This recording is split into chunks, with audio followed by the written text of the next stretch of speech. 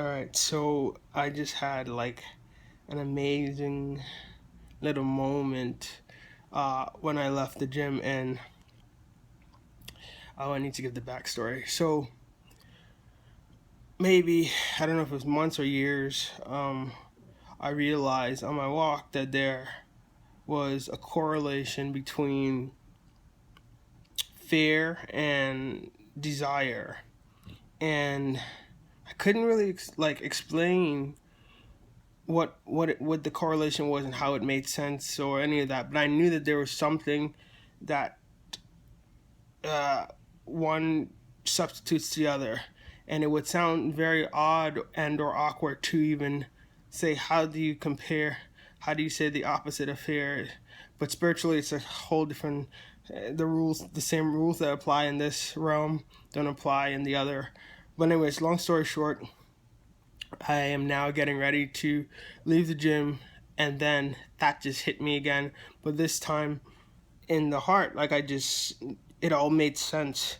It all came together, and essentially, when you're on the walk, before you're on the walk, those things that you desire, whether that be anything that's not of God, those things that are not aligned, the sinful desires, whether that be getting drunk, whether that be practicing homosexuality, whether that be lying, stealing, killing, whether that be hate, whatever it is that's in your heart that makes you not aligned with God.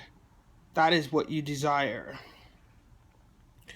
And after, so that's basically who you are, and you're like happy being that person, being in that's what makes you at peace. So like for a drug addict, for example, he or she's at peace when he or she does whatever they need to do to get high. And so that's what they desire. Conversely, when you're on the walk, you're essentially how do I word this? I'm stirring this way more, making this way more complicated than it needs to be. But the long story, when you're on the walk, spiritually speaking, that thing that you desire turns into what you now fear, because you now know that that is not of God. So you do everything, whether that be willpower, self-control, whatever it is, prayer, fasting. You do all these things to try to get rid of that thing that you once desired, because you know that in your heart that's not of God. And essentially what happens, because Jesus is the Prince of Peace, and he says he gives a peace that no man can give, that only he has possession of. What happens within that?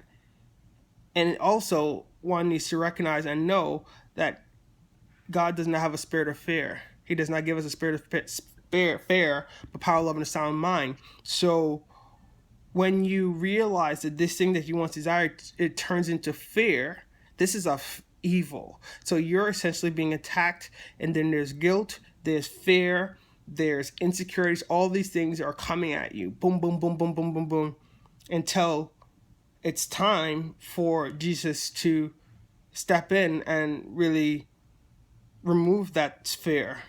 And when essentially what happens is, when he removes the fear from your inner, when he removes that spirit of fear, that drug, that desire to do whatever it is, whatever that one thing, essentially what happens, at least I'm only speaking for myself, essentially what happens is that no longer do you feel, it's now a choice. It now becomes a choice whether to do or not to do, because no longer is that pressure or that nagging desire coming on you. No longer is that fear on you. And it's a powerful experience. And interestingly enough, only today, well, today was the first day, it just hit me. And I was like, oh, amazing. When you remove the fear, the thing of what you once desired that turned into fear. When you remove it, it's so powerful how you now have the choice to do or not to do. And of course, you're not going to do something that you know have such is so difficult to remove. You're not going to go back to that. Anyone with common sense wouldn't go back to that. So that's how that works. And man, oh, it was a power. It was great. It was great to be able to draw the parallel between or the correlation between fear and desire, because that's essentially what happens with everybody in their walk. So when you see that fear is still in your space, you can see where you are in your walk, just looking, just going through that process. So I hope the video makes sense. I hope it does. I'll upload it. If it doesn't make sense, I'm gonna redo this video because it's extremely important for people to understand this. It might sound like just like a little tip, but it's essentially critically important to understand where you are and what's happening to you spiritually. Because if you still have fears, if you still have guilt, you still have insecurities, listen, evil is still tempting and pushing you, still feel like it has some control over you for you to fall into traps. And people don't understand that you get to a place when on the walk where you no longer feel afraid to walk into darkness. You're no longer afraid of your past. And that's how, essentially, because you've already been there.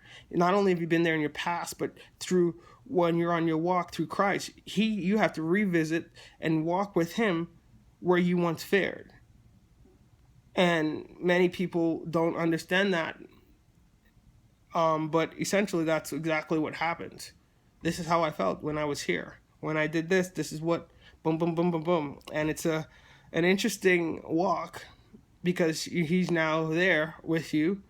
Not that he wasn't there before, but he's there with you, that you are aware now that he's there. And as a friend, he has the power to help. And you call on his name and you ask for his help. You trust and believe. The loyalty is there and he will deliver as he promised. You ask for anything in his name and he will deliver. And that's exactly what happens. So God bless. Take care.